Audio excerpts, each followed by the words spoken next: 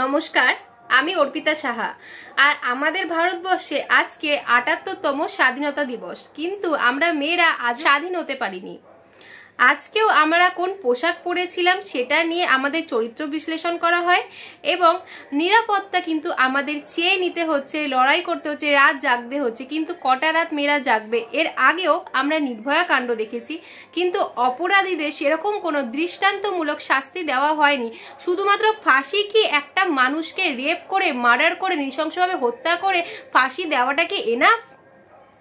Enough কিন্তু নয়। এমন একটা শাস্তি দাও যেখানে দৃষ্টান্ত থাকবে, যার বুক কেঁপে উঠবে এরকম ভাবনা আসার আগে, রেপ করার আগে সেই ভাবনাটা আসার আগে বুকটা কেঁপে উঠবে, এমন একটা দৃষ্টান্তমূলক শাস্তি দেওয়া হোক। যদি ল অ্যান্ড অর্ডার শাস্তি না দিতে পারে, পাবলিকদের কাছে তুলে ধরা হোক, কিন্তু সেটা তুলে ধরা হচ্ছে না। একটা মেয়ে পাবলিক ট্রান্সপোর্টে সুরক্ষিত নয়, একটা মেয়ে নিজের কলেজে সুরক্ষিত নয়, একটা মেয়ে শিক্ষা প্রতিষ্ঠানে সুরক্ষিত নয়, একটা মেয়ে হসপিটালে সুরক্ষিত নয়। তাহলে মেয়েটা কোথায় সুরক্ষিত? একটা মেয়ে নিজের বাড়িতে পর্যন্ত সুরক্ষিত নয়, তাহলে মেয়েটা কোথায় সুরক্ষিত? আরজিকর আমাদের বাড়ি থেকে কিছুটা দূরে অবস্থিত, আর আরজিকরে কিন্তু আমাদের বাড়ির সামনে যারা বসবাস করে সেসব লোকেরাই কিন্তু আরজিকরে চিকিৎসা করাতে যায়। এখন আরজিকরের পাশ থেকে যখন আমরা যাই তখন থেকে প্রচুর পরিমাণে পুলিশ ফোর্স নামানো হয়েছে, মেয়েদের নিরাপত্তার জন্য প্রচুর পুলিশ রাখা হয়েছে, কিন্তু এই নিরাপত্তাগুলো আগে কোথায় ছিল?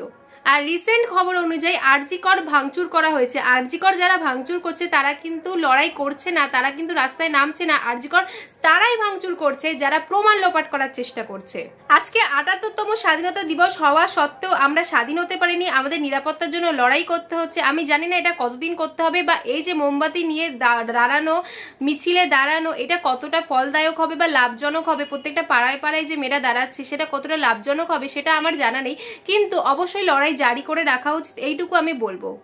আর যেই পুলিশ অফিসার মেয়েটির মা বাবাকে টাকা অফার করছে কেসটা তুলে নেওয়ার জন্য, আমি মনে করছি তার ঘরে কি কোনো মেয়ে, বোন, মা নেই?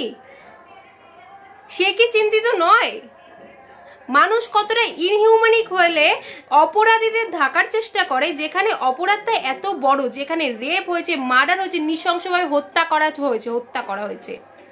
আর মেয়েটির মা বাবাকে তার মেয়েটির বডি পর্যন্ত দেখানো হয়নি, আরজিকরের বাইরে ৩ ঘন্টা দাঁড় করিয়ে রাখা হয়েছে। তারপরে মেয়েটির বাবা যখন গিয়ে মেয়েটির বডি দেখে, মেয়েটার পুরো চোখে মুখে রক্ত লাগা, চশমা মেয়েটার মুখের মধ্যে গেঁথে গেছিল, মুখে এমন কোনো জায়গা বাকি নেই যেটা রক্তে মাখামাখি ছিল না, পাটা এরকম ছেদ্রে ছিল। এটা নৃশংসভাবে খুন করা হয়েছে, যেই কথাগুলো বলতে গিয়েও গায়ের মধ্যে কাঁটা দিয়ে ওঠে। এই জায়গায় আজকে কিসের স্বাধীনতা দিবস?